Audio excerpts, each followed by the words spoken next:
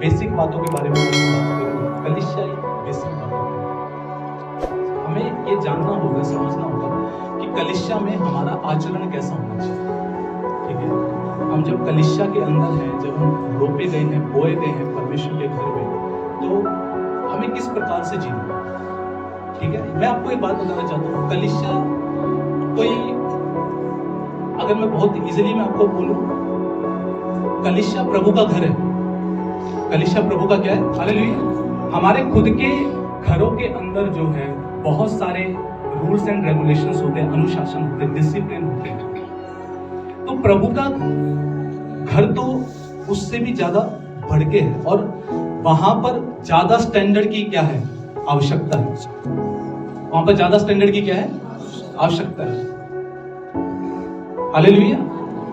तो मैं कुछ ऐसी बेसिक बातों के बारे में बात करूंगा कि अगर मैं आपको एक बात बताता हूं, आपको नहीं समझ में आएगा कि कैसे छोटी छोटी बातें आपके जीवन में रुकावट बन जाती है अगर हम छोटी छोटी बेसिक्स बातों को अगर इग्नोर करते हैं या उन्हें फॉलो नहीं करते। सबसे पहली बात, जब आप प्रभु के भवन में रोपे जाते हैं, बोए जाते हैं, जब आप एक कलीसिया का हिस्सा बनते हैं, बाइबल ऐसा बताती है कि मैं और आप मसीह की देह के क्या हो जाते हैं? अंग हो जाते हैं। मैं और आप मसीह की देह के क्या है? अंग। हालेलुया। तो जब हम मसीह की देह के जब अंग हैं, कलीसिया के जब हिस्सा हैं, तो आपको कुछ ऐसी बातों का ख्याल रखना, जानना, समझना बहुत ज्यादा जरूरी है, जो मैं आपको कैसे बताऊं कि आपकी ग्रोथ के लिए, आपकी लगातार उन्नति के लिए अत्यधिक आवश्यक है। मैंने बताया कि कलीसिया का स्टैंडर्ड हमारे घर के रेगुलेशन से ज्यादा ऊंचा होना चाहिए। अभी मैं बहुत बेसिक बात मैं आपको बताता हूँ। जैसे अधिकतर मैं देखता हूँ कि संडे लोग समय से नहीं होते। ठीक है, मैं आपको एक बात बताता हूँ क्यों हमें समय से आना चाहिए, क्या रीजन हमें समय से आना चाहिए। सबसे पहली बात, मैं कई बार एक बात बोल चुका हूं कि समय से आना जो है वो इस बात को दिखाता है कि हम परमेश्वर का आदर करते हैं। हालेलुया। हम परमेश्वर का क्या करते हैं? आदर करते हैं। हम सब स्कूल गए, कभी भी ऐसा नहीं होता कि अरे 8 बजे का स्कूल है, तो हम कभी ये नहीं सोचते 8:30 जाएंगे। क्यों? अभी तो प्रेयर चल रही होगी। अभी तो क्या चल रही होगी? प्रेयर चल रही होगी। हम 8:30 जाएंगे, आधा घंटा तो प्रेयर होने में लगेगा। हम कितने बजे जाएंगे? हम 8:30। कभी ऐसा होता है क्या? आपको अच्छे से पता है, आप प्रेयर में पहुंचोगे, आपके बैग उतरवा के आपको, हम जब स्कूल में लेट होते थे, ज्यादा लेट हो जाते थे, तो मैं तो कभी लेट गया नहीं, बट मैं और बच्चों को देखता था, या तो उनको गेट से बाहर खड़े रहने देते थे, तो वहीं बैग उतरवा देते थे, और जो प्रिंसिपल सर होते थे उनके हाथ में होता था आर्मी सजने, और जो लेट आते थे वो एक डंडा खाते थे और अंदर नेक्स्ट टाइम से। तो आप सोचिए कि एक स्कूल का भी स्टैंडर्ड है, क्या कलीसिया का कोई स्टैंडर्ड है कि हाँ जी मैं उठ गया, संडे है, अच्छा 9:30 है, चलो मुँह धो के, अभी तो कोई नहीं, 10:30 तक तो आराम है, 10:40 तक भी चलती है, वचन अभी शुरू नहीं हुआ, कोई बात नहीं, हम थोड़ा लेट चलेंगे। आप नहीं समझेंगे। मैं आपको बताऊं, आप में से आगे प्रेयर करवाते रहो, और आप इन छोटी छोटी बेसिक बातों में सुधार ना करो, कुछ नहीं होने वाला। आपकी क्वालिटी नजर आती है कि आप किस क्वालिटी के व्यक्ति हैं। आप समय से लेट आए ये चलेगा, बट आपकी आशीष लेट हो, क्या ये चलेगा? आपकी कई सारी ब्लेसिंग सिर्फ इस वजह से लेट है क्योंकि आप परमेश्वर के समय को वैल्यू करने वाले हैं। समझ आ रहा है क्या? कई लोग ये सोचते हैं कि वर्शिप इंपॉर्टेंट नहीं है, आराधना इंपॉर्टेंट नहीं है। मैं आपको बताना चाहता हूँ बहुत ज्यादा इंपॉर्टेंट। आराधना में हमारा दिल तैयार होता है परमेश्वर के वचन को रिसीव करने के लिए, ग्रहण करने के लिए। हालेलुया। आराधना में छुटकारा, आराधना में चंगाई है। आराधना वो चीज है जिसमें परमेश्वर स्वयं उतर के आता है और अपने लोगों के बीच में काम करता है। जो हालेलुया। हम सप्ताह में एक दिन हम इकट्ठे होते हैं, संडे को, इतवार को, और उसमें भी अगर मान के चलो हम आधा घंटा 2 घंटे वर्शिप सर्विस चलती है, उसमें से आधा घंटा निकाल और हम 1.5 घंटा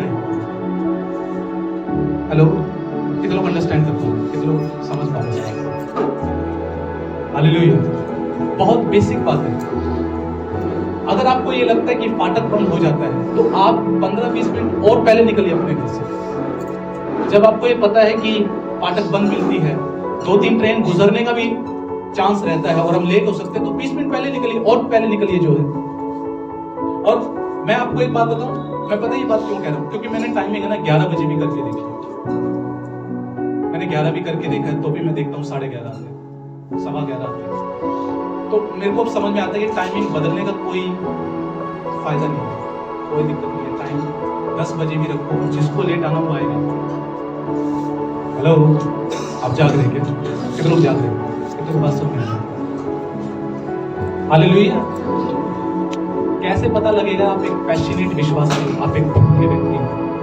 कैसे पता लगेगा आपके अंदर सचमुच में परमेश्वर की भूख और प्यास है? अगर आप लेट ही आते हैं। हालेलुया। एक प्रण लीजिए अपने आप से कि मैं 2025 में टाइम से जाना सीखूंगा। वो बहुत बेसिक, बहुत छोटी बातें हैं। बाइबल साफ बोलती है, छोटी छोटी लोमड़ियां दाख की बारी को खराब। आप भले बहुत अच्छे होंगे, वर्ड पढ़ते होंगे, आप वचन की लाइफ जीते होंगे, प्रेयर की लाइफ जीते होंगे, बट आपके छोटी छोटी कैजुअलिटी जो छोटी छोटी कैजुअलिटी, क्या पता वर्शिप में परमेश्वर को आपके जीवन में कुछ काम करना था, आपसे कुछ बातें करनी थी, आपको छूना था और आप वर्शिप को मिस कर रहे थे। हालेलुया। मैं आपको एक बात बताता हूँ क्लियरली, बहुत क्लियरली मैं आपको बताता हूँ। मेरी दृष्टि के अंदर अगर कोई व्यक्ति लेट आता है, कभी कभी हुआ, कोई इमरजेंसी हुई, अलग बात है, बट एक व्यक्ति अगर लगातार लेट है, हर संडे लेट है, तो मेरे इमेज के अंदर एक बात जाती है कि इस व्यक्ति पे समय को लेकर भरोसा नहीं कर सकता। आप सोचो एक इंसान ऐसा सोच रहा है तो परमेश्वर भी सोचता होगा ये सब। बहुत बेसिक बात है, बहुत छोटी बात है, बट ये आत्मिकता का एक छोटा सा हिस्सा है समय पे। हाँ, बीते दिनों एक प्रभु के जन एक बात बता रहे थे, चलो वो बात से भी मैं सहमत हूँ। वो बता रहे थे कि कई बार ऐसा होता है कि जो जूते विश्वासी ने पहन रखे होते हैं, कई बार पास्टर ने जब वो जूते पहने नहीं होते तो कई बार पास्टर को पता नहीं होता कि विश्वासी किस दौर से गुजर रहा है। मैं सहमत हूँ। अगर आप कई बार कलीसिया में कुछ लोग सो रहे होते हैं, अच्छा चलो आप नाइट करके आए, आप तब सो रहे, तब एक अलग बात है, समझता हूँ। आपकी कोई बहुत ज्यादा इमरजेंसी हुई, आप इस वजह से लेट है, एक अलग बात। बट क्या हर संडे इमरजेंसी होती है? क्या लगता है आप बढ़िया है? कुछ बढ़िया नहीं है, टाइम की कदर। अगला एक बेसिक आता है शिक्षा से संबंधित, इससे संबंधित। और मैं आपको एक बात बताना चाहता हूँ भाई, शिक्षा बहुत महत्वपूर्ण विषय है, बहुत ज्यादा महत्वपूर्ण विषय है। लोगों को भी बताना चाहता हूँ जो प्रभु को जानते हैं बट जिनके मन में शंकाएं होती है, अरे पास्टर तो सबको प्रभु बोझ देता है। मैं आपको बताना चाहता हूँ मेरे लिए प्रभु बोझ क्या है, आप क्लियर समझना। यीशु मसीह की देह और यीशु मसीह का लहू किसके लिए बहाया गया है? हमारे लिए, सबके लिए बहाया गया। सबके लिए। मेरा एक सवाल है, मान के चलो एक यहाँ टेबल लगी होती और यहाँ पर यीशु की वही लाश होती, वही खून में लथपथ लाश होती, मान के चलो, जस्ट कल्पना करो वही लाश होती, और मैं यहाँ पर बोलता कि इस लाश को हर कोई नहीं छुएगा, सिर्फ वही छुएगा जो बपतिस्मा नहीं छुएगा। वो यीशु एक बार जिंदा होके पता क्या बोलता है? अरे हर एक के लिए मैं मारा गया हूँ, गाड़ा गया हूँ, तू कौन होता है ये जज करने वाला कि कौन मेरे को छुएगा और कौन मेरे को नहीं छुएगा? मेरा ये मानना है, मैं न्याय करने वाला नहीं हूँ कि कौन प्रभु की देह ले सकता है और कौन उसका लहू ले सकता है। मैं न्याय करने वाला नहीं हूँ। क्योंकि यीशु मसीह ने अपनी देह और अपना लहू सबके लिए बहाया है। वो मेरे लिए महज एक रोटी या एक दुकान से आया हुआ जूस नहीं है जो है। जिस मोमेंट पे हम प्रेयर करते हैं, यीशु ने बोला जो मेरी देह खाएगा और जो मेरा लहू पिएगा उसमें मेरा जीवन बनेगा। तो अगर मैं ये बात करने से लोगों को रोक रहा हूं कि यार जिन्होंने बपतिस्मा लिया है वही लेंगे और जिन्होंने नहीं लिया वो नहीं लेंगे, तो मैं यीशु मसीह के जीवन से उनको रोक रहा हूं। हालेलुया। कुछ समझ में आ रहा है क्या? मैं आपको क्लियर बताना चाहता हूँ, पहली बात तो बाइबल में कहीं भी नहीं लिखा हो, मेरे को एक वचन दिखा देना जहां ऐसा लिखा हो कि केवल बपतिस्मा वाला प्रभु भोज ले सकता है। एक वचन। आप जब इस कलीसिया में हो, याद रखना कलीसिया का कल्चर जो है, संस्कृति जो है, उसके शिक्षा से तैयार होता है, उसकी शिक्षा से बनता है। तो अपनी कलीसिया की संगति में, जब हम अपनी कलीसिया की शिक्षा में है, तो हमें इस पे क्या बनना है? मजबूत बनना है। क्या बनना है? मजबूत बनना है। आपको कोई शंका है, कोई डाउट है किसी बात पे, आप बेझिझक होकर मुझसे पूछ सकते हैं। लेकिन मैं आपको क्लियर बता देता हूँ, प्रभु भोज मैं सबको देता हूँ, क्योंकि मेरे को अथॉरिटी नहीं है, मेरे को अधिकार नहीं है कि यार ये प्रभु की देह ले सकता है, ये लहू ले सकता है, ये व्यक्ति ले सकता है, मेरे कोई अधिकार नहीं है। कि शिक्षाओं में क्या है? रूटेड बनिए। क्या बनिए? जड़ पकड़िए उसमें। जो आपसे बहुत से लोग आएंगे, अलग अलग किस्म के सवाल कर सकते हैं, आपसे पूछ सकते हैं, बहुत सी डिफरेंट बातें पूछ सकते हैं। लेकिन अगर आप 10 शिक्षाओं से कनेक्टेड हैं यूट्यूब के अंदर, मैं कई बार बोल चुका हूं, you will be the most confuse person. आप सबसे अधिक दुविधा में, सबसे ज्यादा कंफ्यूज एक व्यक्ति होंगे अगर आप 10 शिक्षाएं देखते हैं। तो समझ आ रहा है क्या? आप पूछेंगे अरे सब यीशु मसीह का ही तो। मैं आपको एक बात बताता हूं क्यों शिक्षाओं में डिफरेंस है। तो जैसे है क्योंकि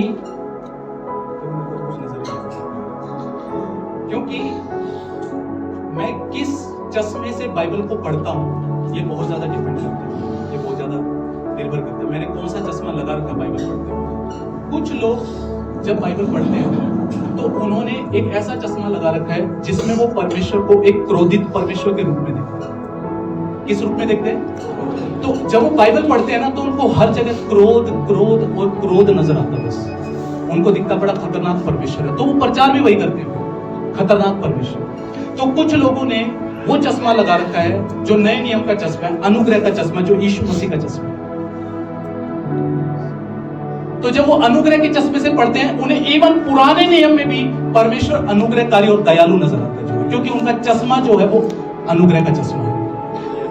10 प्रचारकों को जब हम सुनते हैं तो मैं पता क्या कर रहा हूं, मैंने ये भी चश्मा लगा लिया, ये भी चश्मा लगा लिया, मैंने 10 चश्मे लगा रखे और मेरे को समझ नहीं आ रहा। मैं जब बाइबल पढ़ रहा हूं तो मैं सबसे अधिक कंफ्यूज रहती हूँ। तो इसलिए मैं आपको एक बात बताता हूँ कि प्लीज अपनी कलीसिया की शिक्षाओं में क्या है, जड़ पकड़िए। अब तो आवाज की गूंज भी खत्म हो गई। अब तो ये भी नहीं कह सकते यार हम यूट्यूब पे देखते हैं, हमें कुछ समझ में नहीं आता। सब समझ में आता, तो आवाज भी क्लियर है। हेलो, जाग रहे हो क्या?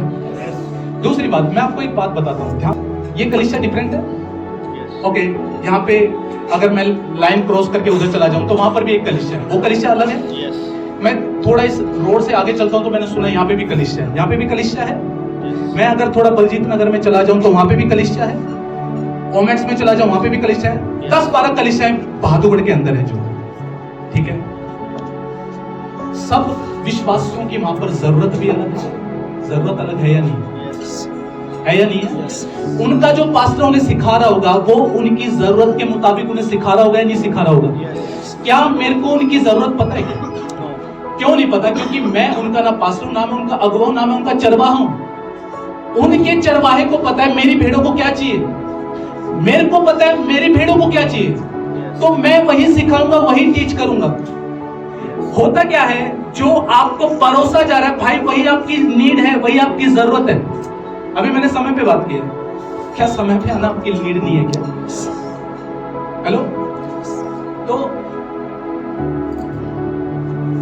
मैं अगर मान के चलो मैंने लास्ट संडे प्रेयर और वचन का बैलेंस सिखाया, आप जो है कोई और शिक्षा सुन के उसमें अच्छा तो पाप करेगा, दिल में दोष आएगा। आप ये सीख रहे। एक बात मैं आपको बताता हूँ, मैं अपनी दृष्टि में आपको एक बात बताता हूँ, मेरी दृष्टि में, मेरी नजर में, और ये अकेले हमारी कलीसिया की कहानी नहीं है, अच्छी कलीसियाओं की कहानी। मेरी दृष्टि में मैंने इतने प्रचारकों को सुना, बट मैंने पास्टर अंकित जैसा आज तक प्रचार नहीं सुना, आज तक नहीं सुना। ऑसम क्वालिटी के, मतलब मेरी दृष्टि में और कोई मुझे लगता नहीं कि यार उनसे बेस्ट कोई है। बट मैं आपको एक बात कहूं, इतने अच्छे होने के बावजूद भी उनके चर्च की भी यही आदत है। लोग पता क्या करते हैं, ये शिक्षा भी है, ये शिक्षा भी है, ये शिक्षा भी है। और वो अक्सर लोगों को एक बात बोलते हैं कि भाई तुम जड़ क्यों नहीं पकड़ रहे। और मैं पता क्या, कई बार मेरे मन में क्या आता है, मैं कई बार ये सोचता हूँ कि भेड़ों को ना कदर नहीं होती कि चरवाहा उन्हें दे क्या होता।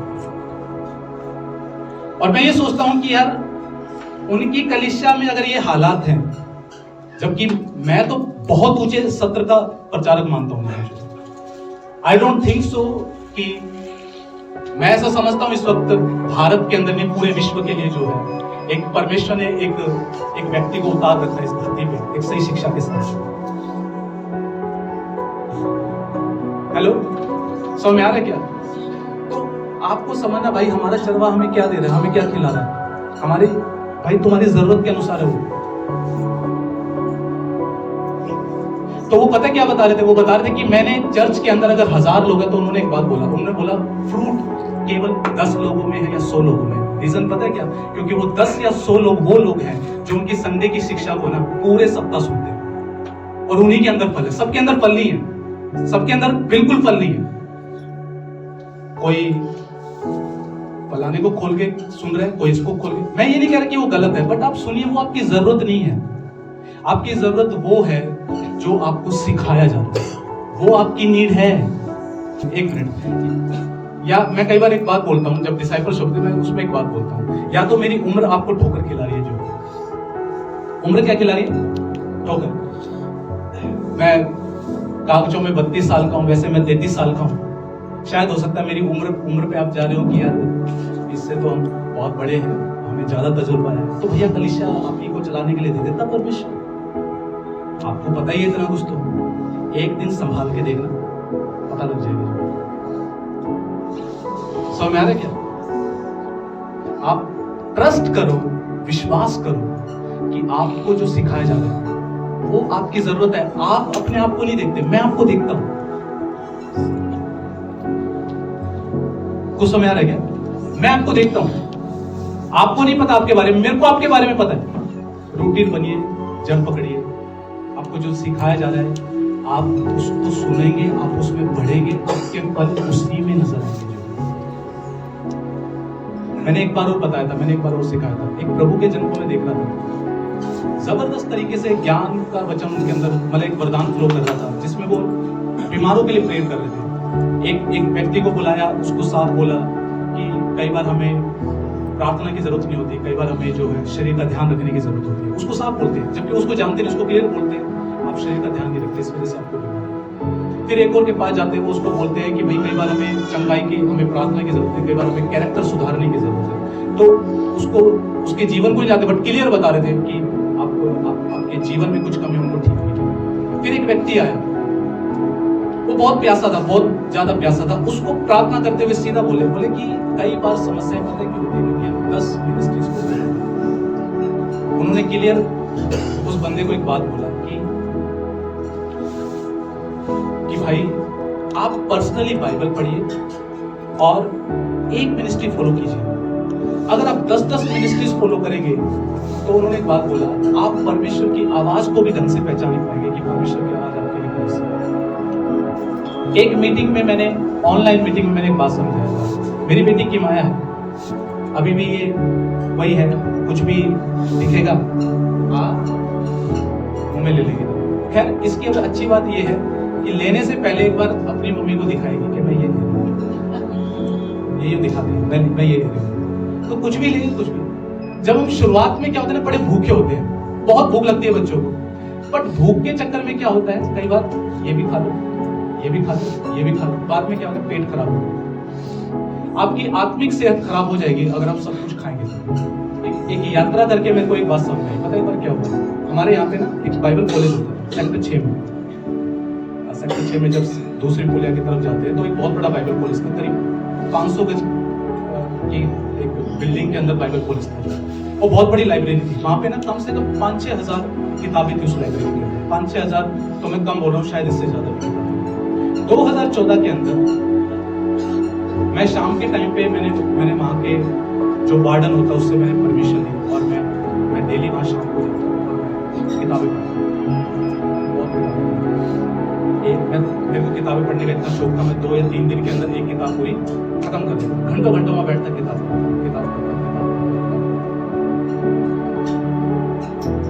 एट द एंड 2 या 3 साल के बाद पता है क्या हुआ, मैं इतना ज्यादा घमंड से भर गया, इतना ज्यादा ज्ञान और घमंड से भर गया, क्योंकि मेरे अंदर ज्ञान बहुत हो गया, इतनी किताबें पढ़ ली, ज्ञान बहुत हो गया।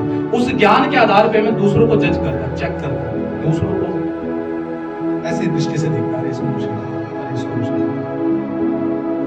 आपको पता है फिर मेरे को 2017 से क्या प्रार्थना करनी पड़ी, हे परमेश्वर जितना भरा है सब, जितना भरा है आप ज्ञान इकट्ठा कर लो, कोई बात नहीं, लेकिन अगर आप सचमुच में परमेश्वर के पीछे चले तो एक दिन परमेश्वर बोलेगा, बेटा जितना तूने डाला है ना वही मेरे लिए सबसे बड़ी रुकावट बना, जितना तूने भर लिया ना अपने अंदर, इसकी वजह से ना तू फूल गया, पूरा घमंडी हो गया तू, और अब मैं जो करना चाहता हूँ वो कर भी नहीं पा रहा। तो पहले अब तेरी प्रार्थना ही होनी चाहिए, प्रभु जितना ज्ञान भरा है सब निकाल दे।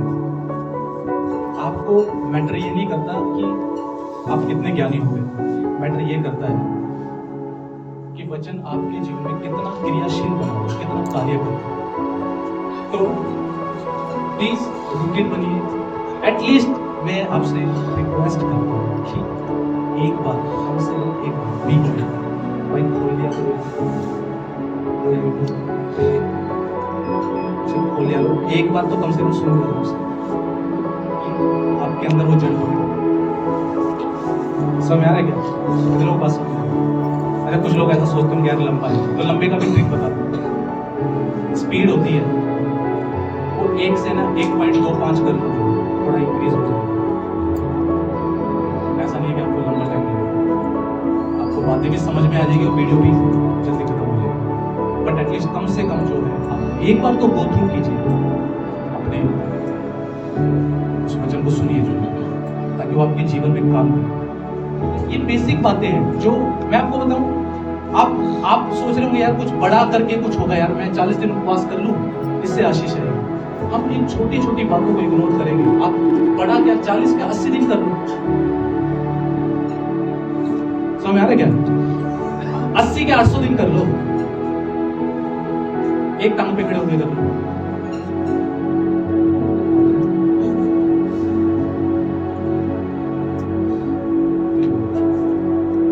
अगर ये छोटी छोटी चीजों को हम सुधार। अब नेक्स्ट बात, इंपॉर्टेंट बात, बाइबल एक बात बोलती है, इब्रानी 13वां अध्याय में बोलेगा, अपने अगुओं की आज्ञा मानो और उनके अधीन रहो, क्योंकि वे उनके समान तुम्हारे प्राणों के लिए जागते रहते हैं, जिन्हें लेखा देना पड़ेगा। अब ध्यान से सुनो ध्यान से, मैं बहुत इंपॉर्टेंट बात कर रहा हूं, जो आपको लगेगा कि यार ये इंपॉर्टेंट है, बहुत ज्यादा इंपॉर्टेंट है। क्या लिखा हुआ है? अपने अगुओं के क्या रहो, अधीन रहो, क्योंकि उनको क्या करना है, तुम्हारा क्या देना है, एक दिन अकाउंट देना है, लेखा देना है। मेरे को अब समझ में आता है कि मिनिस्ट्री जो हीरो बनना नहीं ना, मिनिस्ट्री इसलिए कि किसी को हीरो बनाया जाए, मिनिस्ट्री इसलिए बाइबल साहब बोलती है कि परमेश्वर ने कलीसिया को अपोस्टल, पास्टर, इवेंजलिस्ट, सुसमाचार प्रचारक, उपदेशक ये सब इसलिए दिए कि कलीसिया। हालेलुया। अब मैं आपको अधीनता में ना कुछ एक बहुत वेरी एक इंपॉर्टेंट पार्ट मैं आपको बताना चाहता हूँ। एक पार्ट है अकाउंटेबिलिटी। क्या है अकाउंटेबिलिटी? का मतलब होता है जवाबदेही। क्या होना? जवाबदेही। आप कलीसिया के अगुवे को जो है एक कोच की तरह लगा लो, जो है किसकी तरह? कोच की तरह। समझ आ रहा है क्या? कैसे पता लगता है कि एक व्यक्ति अधीन है? उसकी लाइफ में अकाउंटेबिलिटी होगी, जवाबदेही। क्या होगी? जैसे उदाहरण के लिए एक बहुत छोटी सी बात बताता हूँ। मान के चलो आप किसी संडे नहीं आए कलीसिया, आप किसी संडे कलीसिया नहीं, तो आपकी जवाबदेही क्या बनती है कि मैं एटलीस्ट बता दूं कि मैं आज कलीसिया क्यों नहीं आया, मैं आज कलीसिया क्यों नहीं आया। और अगर ज्यादा बेटर अकाउंटेबिलिटी है, मैं आज लेट आया हूं, बट मैं आज क्यों लेट आया हूं, मैं आज क्यों लेट आया हूं, तो समझ आ रहा है क्या? ये जवाबदेही होती है। मैं आपको ये बात बताऊं, पता है क्या है, कुछ लोग कलीसिया में पता है क्या चाहते हैं, पास्टर जवाब दे हमारे प्रति, नहीं भाई, पास्टर उसके प्रति जवाब दे जो उसके प्रति जवाब दे। हालेलुया। मैक्सिमम लोग आप में से ऐसे हैं जिनकी लाइफ के बारे में पता ही नहीं आप जीते क्या। बहुत थोड़े, लिमिटेड है। लिमिटेड में पता कौन है?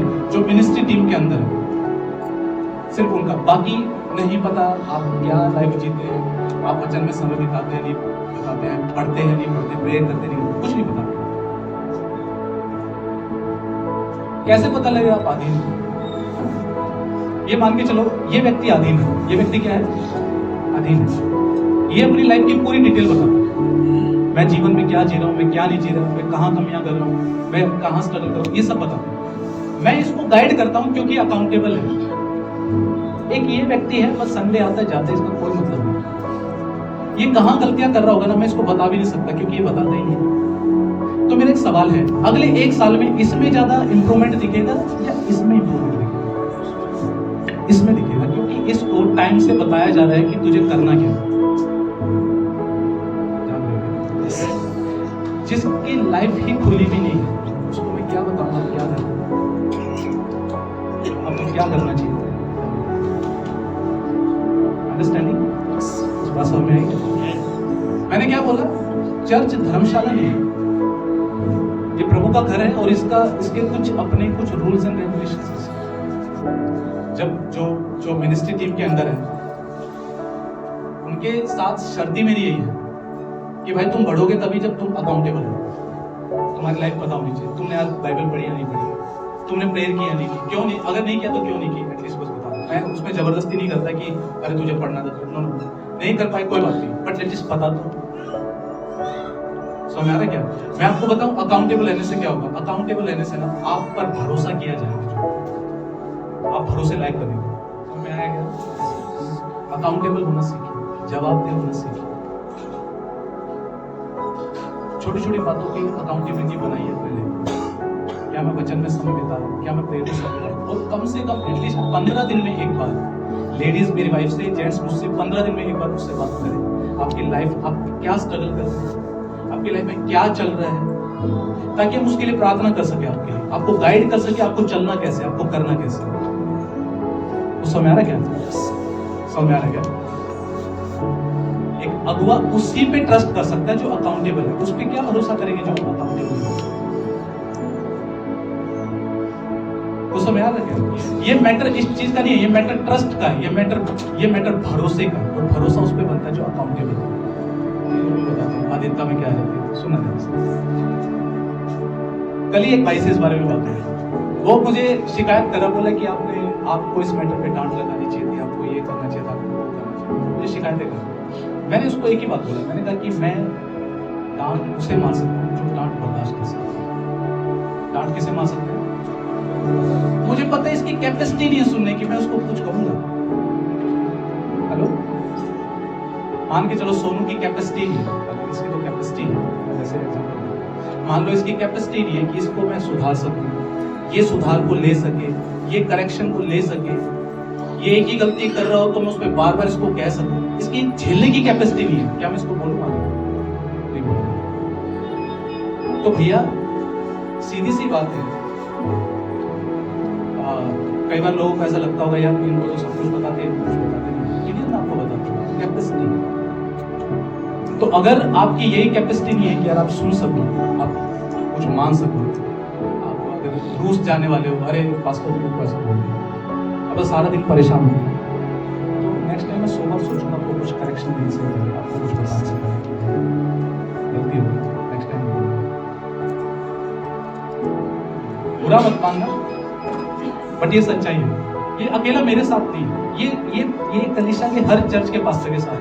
कई बार लोगों को क्या लगता है यार उनके घर जाते हैं, हमारे घर नहीं, वहां जाते हैं यहाँ नहीं। मैं आपको क्लियर बताता हूँ, बहुत क्लियर बताता हूँ। आप कितना सुनते हैं पहले मुझे, मैं तो वहीं जाऊंगा जो मेरी सुनी। समझ में आ रहा है क्या?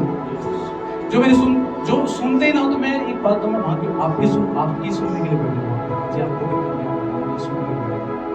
एक चीज हो, ये भी करीबन कलीसिया के कुछ लोगों से मेरे पास शिकायतें पहुंची, कुछ लोगों से, एक से नहीं कई हैं से।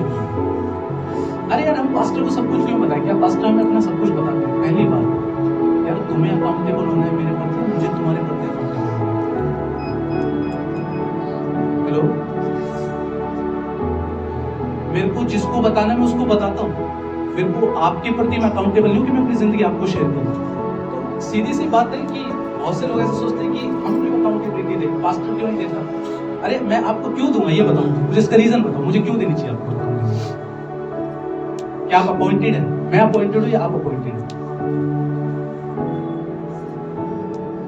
समझ में आ रहा है क्या? और मेरे ऊपर जो अपॉइंटेड है मैं तो उन्हें सब कुछ बताता हूँ। तो अधीनता में ना जो एक चीज जो आपको सीखनी है, आप अकाउंटेबल बन सकते। आप कभी किसी मीटिंग में अगर नहीं जुड़ते, ऑनलाइन मीटिंग होती है, एक इस मीटिंग के बारे में मेरे को बहुत सिखाते हैं जो रात को बहुत क्लियर होता है। जिस दिन मैं आता हूँ ना उस दिन देखता हूँ 15, 16, 17 लोग जुड़े हुए। अच्छा, जिस दिन कलीसिया के बाकी लोगों को मैं रिस्पॉन्सिबिलिटी देता हूँ उस दिन 5, 4, 6, क्यों भाई?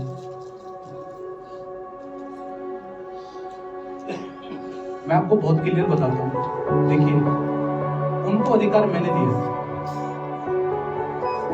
अगर आप उनका आदर नहीं कर रहे, इसका मतलब मेरा आदर नहीं कर रहे, मेरी बात नहीं। मैंने वो मीटिंग इसलिए रखी है, ऑनलाइन मीटिंग प्रेयर के लिए, कि एटलीस्ट सब यूनाइट हो गए क्या करें, प्रार्थना करें। इससे पता है क्या होता है, जब सब मिलकर प्रार्थना करते हैं कलीसिया में गड़बड़ियां नहीं मचेंगी, आप लोगों में आपस में गड़बड़ियां नहीं मचेंगी, शैतान अपने कामों को अंजाम नहीं दे पाएगा। नहीं तो पता है क्या है, मैं आपको बताता हूँ, कलीसियाओं के अंदर गुटबाजियां होती है, एक विश्वासी से दूसरे विश्वासी से दिक्कत होती है, इससे दिक्कत, उससे दिक्कत, ये दिक्कत, वो दिक्कत, ये सब होता है चर्चेस के अंदर। समझ में आ रहा जो है। तो ये नाइट प्रेयर, ये जो 1 घंटे की जो टर्म्स में जो प्रेयर होती है, उसका रीजन ये होता है कि कलीसिया में एक यूनिटी बनी रहे, एक माहौल अच्छा बना रहे। जो हालेलुया। मैं हर समय उस क्लास को मैं नहीं ले पाता, कई सारी जिम्मेवारियां होती है, कई सारी चीजें होती है जिसकी वजह से मैं हर बार नहीं ले पाता उसे। हालेलुया।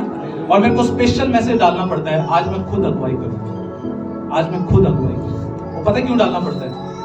ये ना सोच ले कि यार पास्टर तो करते नहीं, हम नहीं आए तो हम क्या करेंगे अटेंड करके। मेरे को जानबूझ के डालना पड़ता है कि सब अटेंड करो। समझ में आ रहा है क्या? कितने लोग जाग रहे हैं? तो बात समझ में आ रही है? हर चीज जो लागू की जा रही है, याद रखना, मेरे माइंड में एक ही बात चलती है, सिर्फ एक ही बात, आपकी ग्रोथ, आपकी उन्नति, आप बढ़ने चाहिए, आप ग्रो करने चाहिए। समझ में आ रहा है क्या? हर जो चीज जो चर्च के अंदर कर रही है, कुछ भी कर रखा है, उसका मकसद एक ही है, आपकी उन्नति। आप अपने पैरों पे खड़े हो। आप तो छोटी छोटी आप मीटिंग में नहीं जुड़ते, आप कम से कम डालो भी, बताओ मैं क्यों नहीं जुड़ रहा। आपका मन नहीं भी कर रहा ना, तो भी डालो कि मेरा मन नहीं था इसलिए नहीं जुड़ा। तो कम से कम जानेंगे भाई आपका मन क्यों नहीं किया, क्या पता शैतान आपको रोक रहा हो। समझ आ रहा है? मैं आपको बताता हूँ इस ऑनलाइन मीटिंग के बारे में। वो जो बहन बैठी है पीछे, पूनम बहन, उनको पूरे शरीर में खुजली होती थी, पूरे शरीर के अंदर खुजली होती थी, और सफदरजंग वालों ने ये बोला था कि आपको लाइफ टाइम मेडिसिन खानी पड़ेगी। ये था, ये खुजली आपको रहेगी, ये नहीं जाएगी, जो ये हमेशा रहेगी। वो बहन ऑनलाइन जब से प्रार्थना उसने अटेंड करना शुरू किया, प्रार्थना करना शुरू किया, उसके सारी खुजली खत्म, जिसमें सफदरजंग अस्पताल के डॉक्टर्स ने बोला ये नहीं। समझ आ रहा है जो है, आप आत्मा में मजबूत बनेंगे। वो अटैक्स जो आपकी लाइफ में बार बार हो रहे हैं, कई सारी दुष्ट आत्माएं आपकी लाइफ से वैसे ही चली जाएगी आप जब इसे ऑनलाइन अटेंड करेंगे। आपकी अगर प्रेयर करने की हैबिट नहीं है, कम से कम वो तो बनेगी, 1 घंटा बैठेंगे तो सही। हालेलुया। कुछ समझ में आ रहा है क्या? भैया कलीसिया ऐसे ही होती है। कलीसिया ये नहीं है आए जी गए जी, आए जी गए जी, आए जी गए जी, ओ जी, नो, ये चर्च नहीं होता। याद रखना, मैं केवल अब से मैं यहां से डिक्लेयर कर रहा हूं, सब सुन रहे हैं, सब गवाह हैं एक दूसरे को, कि मैं केवल उसी के प्रति जवाब देगा जो मेरे प्रति जवाब देगा। जिसकी जवाबदेही नहीं है लाइफ, मेरी लाइफ के प्रति, मैं आपके प्रति जवाब दूंगा। बहुत क्लियर। समझ में आ रहा है जो है? आपको शिकायत करने का भी अधिकार तब है जब आप कुछ बताते हो अपने बारे में, तब तो मैं आपकी शिकायत सुनूंगा। आप कुछ बताते ना हो तो मैं क्या आपकी शिकायत में क्यों सुनूं? और ये बहुत बेसिक है, ये सब जो मैं आपको बता रहा हूँ बहुत बेसिक बात है। 2025 में if you want to grow, अगर आप उन्नति करना चाहते हैं, बढ़ना चाहते हैं, और आप ये चाहते हैं कि 2025 का जब दिसंबर महीना है कि मैं सच में पढ़ा हूँ, मैं सच में ग्रो किया हूँ, तो ये कुछ बेसिक बातें जिनको आप लाइफ में लागू करना शुरू करें। मेरे को सब लोगों से ज्यादा बेटर पता है कौन है, ये अभिषेक है। इसने ये कह के नाम लिखवा दिया, कोशिश करने में क्या कोशिश